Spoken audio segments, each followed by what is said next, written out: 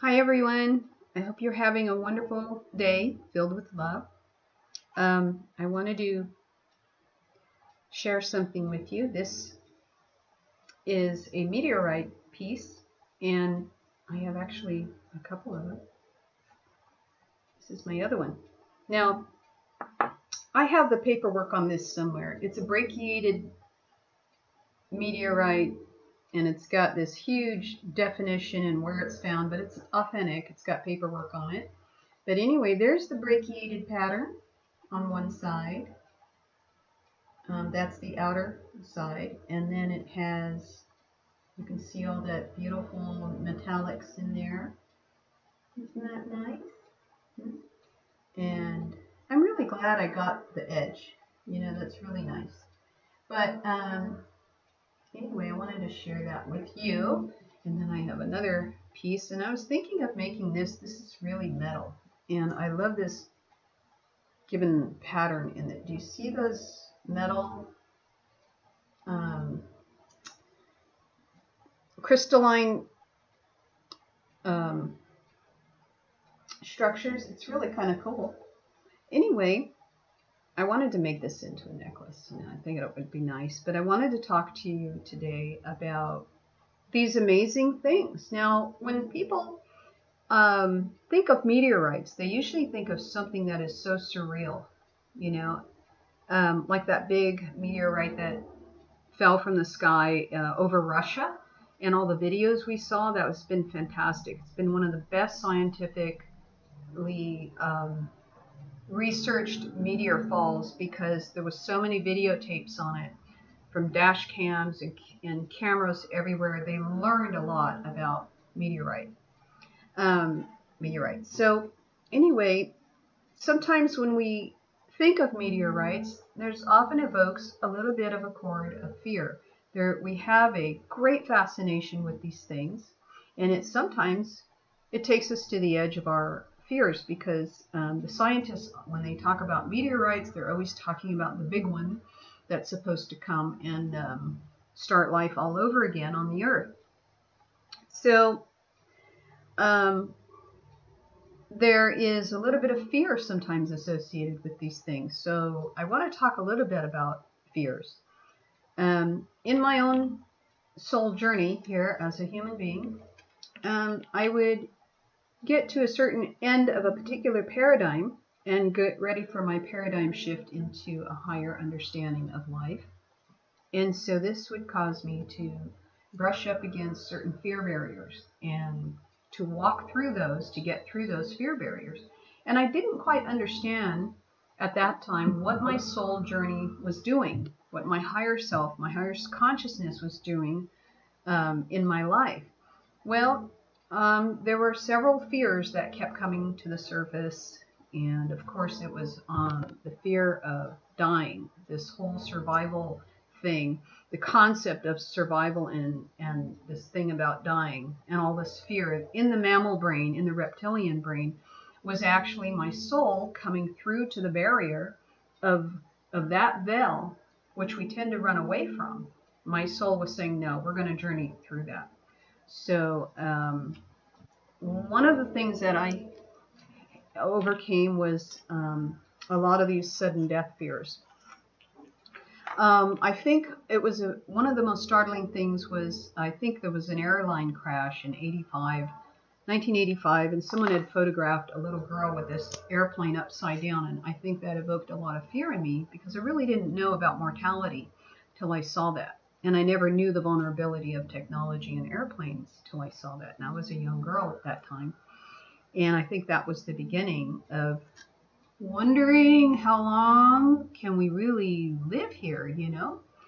Well, that was buried in my unconscious. And then years later, I started having, and my soul's journey, we're going, let's fast forward about, 25 years, 30 years. I started having dreams, very, very profound, frightening dreams.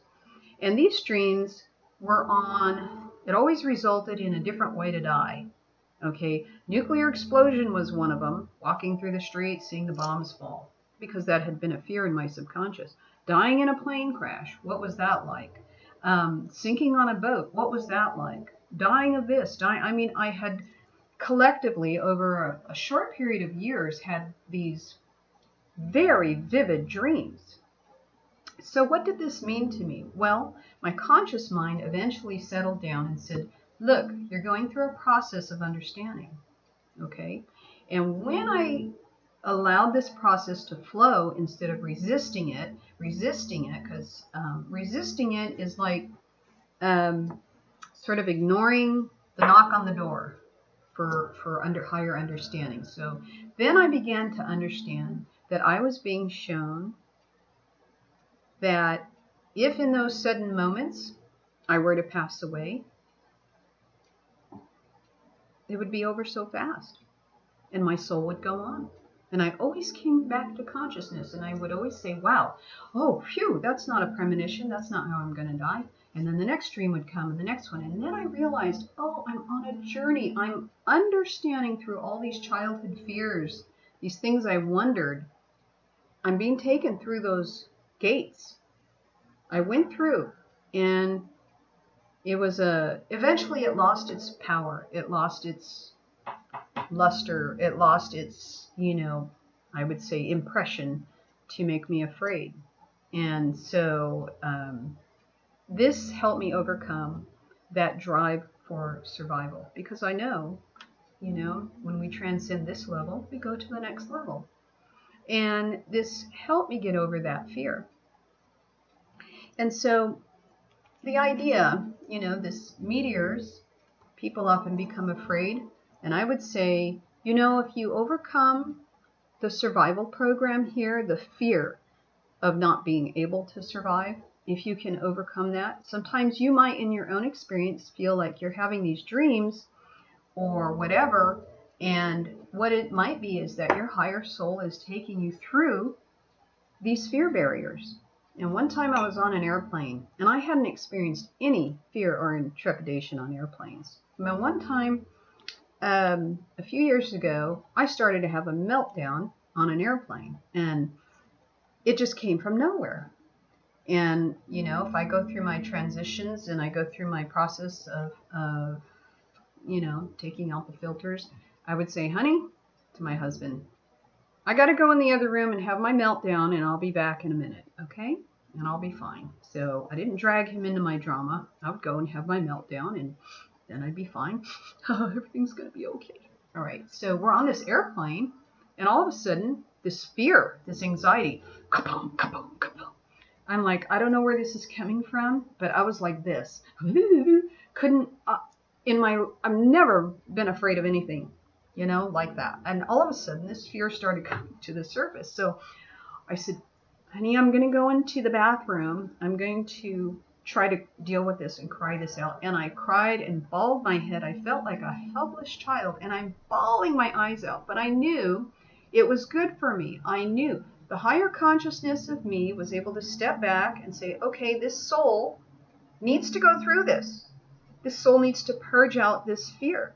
So I did purge this fear out. I cried, and I couldn't understand why I was having this meltdown. I was totally unglued, dried my eyes, went back to my seat, and every little tiny turbulence on that airplane had me, and I'd never been like this on airplanes before. So this was a suppressed fear coming to the surface. I can laugh at it now. And I had so become unstable that the pilot came out, madam, can I help you? Is there anything I can do for you? In other words, lady, chill, you're scaring everybody. I said, no, I'll be okay. And I went into the bathroom and I had another cry. Okay, so we arrived to our destination in another state, and everything went smoothly with our meeting and our visits with people and everything. And coming back, I was fine. So whatever happened in that layer of consciousness, that filter, my higher soul said, okay, we're going to press it out through the soul and we're going to be done with it. But had I suppressed it, or maybe, people don't want to go there. Had I suppressed it, I would have still had to deal with it. And it would still be pulling as an undertow underneath in my unconscious mind. So I faced it. I went through the tears, whatever it was, I let it flow out. I didn't judge it. One of the hardest things for people to do is not judge the process of cleansing. Okay, you have to sit back in your higher soul and or I should say higher spirit, and let that soul cleanse however it wants to cleanse, whether it's crying on your pillow. One of the way I soul cleanse is I take a hot shower, and if I feel like crying or a wave of maybe a memory of something comes out, maybe somebody who passed away, I hadn't dealt with that grieving process, it's okay. I let it go. But I don't dwell on it. I just flow and move on. I don't judge it. And we shouldn't judge it because it's part of our cleansing process. So once I understood that these visions and these strange dreams had to do with cleansing my soul of these fears, I let them go through. And I began to understand with a higher level of learning. So anyway, I just wanted to share that with you. If you're going through these things, you have bad dreams, maybe it's all scary. It's part of the cleansing process.